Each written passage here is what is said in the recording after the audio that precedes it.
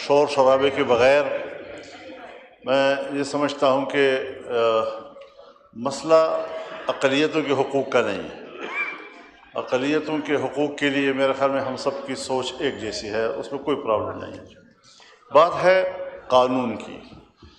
آپ کو شاید یاد ہو شاہ صاحب کوٹ آف پاکستان کے چیف جسٹس تھے، تو اس وقت ایک سوال پیدا ہوا اور کورٹ میں لوگ گئے کہ بھائی قرآن و سنت کی سپرمیسی ہونی چاہیے کانسٹیٹیوشن میں۔